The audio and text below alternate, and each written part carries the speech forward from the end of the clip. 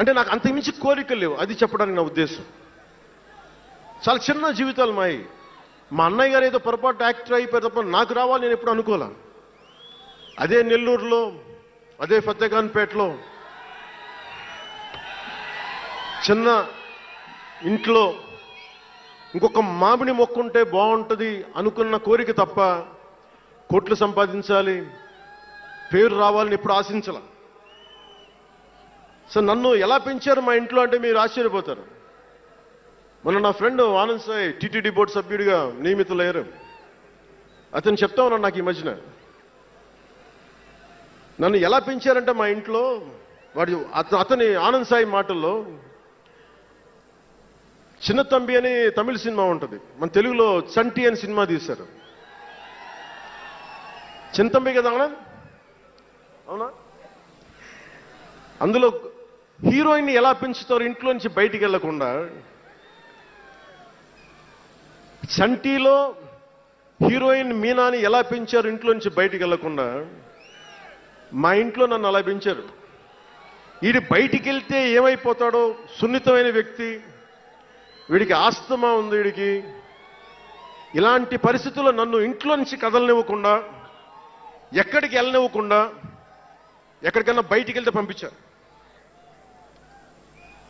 ఒకరోజు చెన్నైలో నేను అన్నానగర్లో కంప్యూటర్ ప్రోగ్రామింగ్ కోర్స్ చేసేవాడిని ఒక సంవత్సరం పాటు.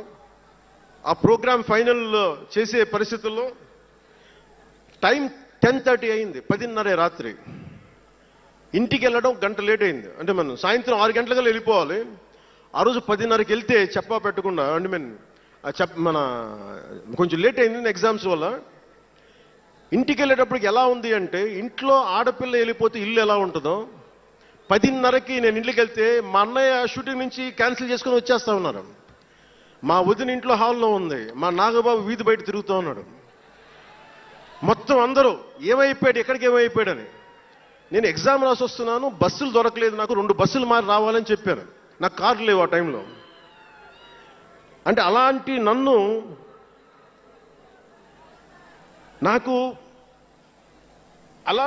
పెంచారు. నన్ను మా నాగబాబు గారు ఇక్కడ ఉన్నారు, అడగండి, ఆ రోజు గుర్తుండి ఉంటుంది ఆయనకి. అలాంటి నన్ను పాలిటిక్స్ చేస్తానని కానీ, సినిమాల్లోకి వస్తానని కానీ ఎవరు ఊహించలే. ఎందుకంటే నేనే ఊహించలే. పోనీ 18 ఏళ్ల వయసులోనో 20 ఏళ్ల వయసులోనో 10:30కి లేటుగా వచ్చామంటే ఒక అర్థం ఉంటుంది.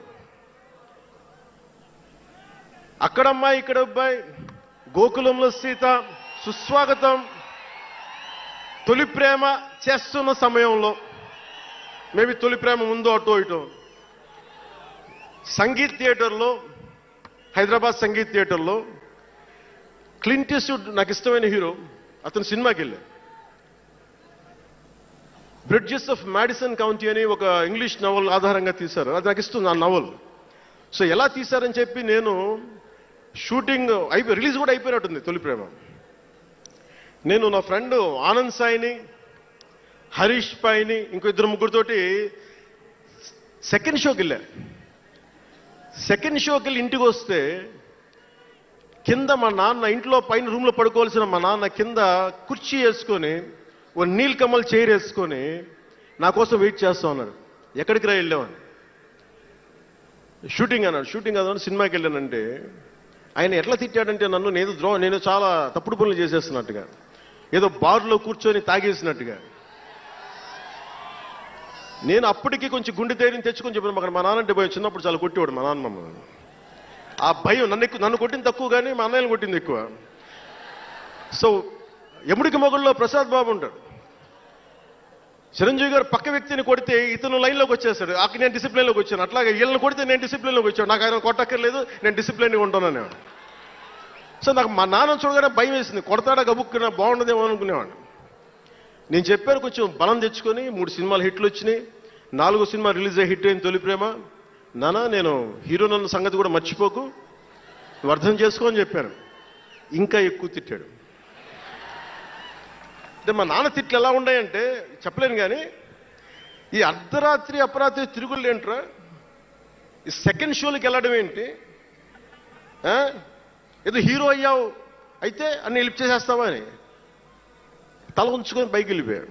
అంటే అలాంటి నేను ఇన్ని కోట్ల మందికి సంబంధించిన పాలిటిక్స్ చేయాలంటే భగవంతుడు రాసిన రాత కాకపోతే నేను కోరుకున్నదా కాదు అది.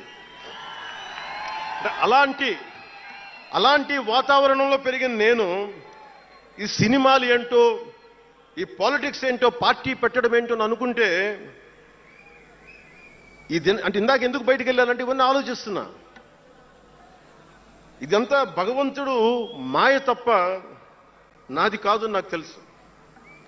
అలాంటి జీవితానికి దారి ఏర్పరిచింది, ప్రజా సమస్యలపై నిలబడేలా చేసింది, పార్టీ పెట్టనిచ్చింది నాలోని భావ తీవ్రత.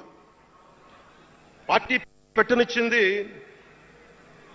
భావ తీవ్రత. పుస్తక పఠనం, డబ్బులు సంపాదించాక ఖర్చు పెట్టనంటే ఎలా కుదరదో, వద్దనుకున్న ఏదోలా ఖర్చు అయిపోతాయి. అలాగా కొంత జ్ఞానం వచ్చాక, కొంత చదివాక, కొంత చెయ్యగలిగే సత్తా ఉన్నాక నేను ఊరికనే కూర్చుంటాను, నేను ఏమి చెయ్యనంటే జీవితం అలా ఉండనివ్వదు.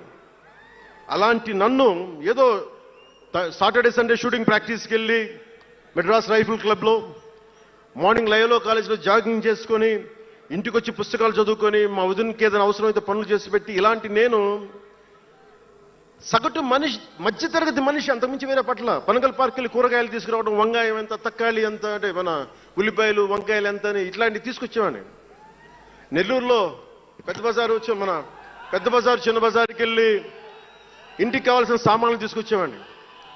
నాకు అంతకుమించి జీవితాన్ని కోరుకోలేదు నేను. అలాంటిది నేను యాక్టర్ అయ్యాను, ఈ రోజున పొలిటికల్ లీడర్ అయ్యాను, దేశమంతా గుర్తించే అయ్యానంటే ఇది ఏది కూడా నేను కోరుకుంది కాదు, నాకు ఇవ్వబడింది.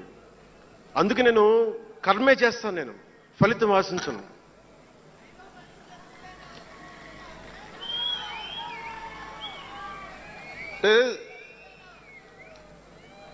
అది ఎలా ఉంటుందంటే, అది ఇవన్నీ ఎందుకు చెప్తున్నానంటే సగటు మనిషి చాలా భయాల మధ్య, చాలా బాధ్యతల మధ్య జీవితాన్ని కొనసాగించాలి.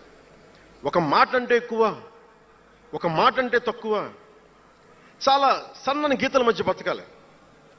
ఒకలాగా చెప్పాలంటే అరిటాకు లాంటి జీవితం. అరిటాకు ఉంది కదా అని జీవితం వడ్డించిన విస్తరు అవ్వదు, చిన్నపాటి ముళ్ళు తగిలినా మొత్తానికి చిరుగుపోతుంది.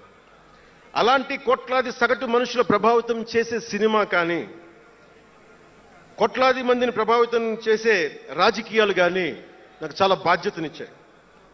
సినిమాలో ఎంత చెప్తే మంచిది, ఎంత చెప్తే మంచిది కాదని ఆలోచించి చేసేవాడిని. ఒక దేశభక్తి పాట పెడితే మంచిదా, ఒక క్లబ్ డాన్స్ పెడితే మంచిదా, ఈ రెండు ఆలోచించి దేశభక్తికి వెళ్ళాను నేను. అందుకే ఏం మేరా జేహాన పెట్టాను తప్ప ఓ మై డార్లింగ్ అని పెట్టలా.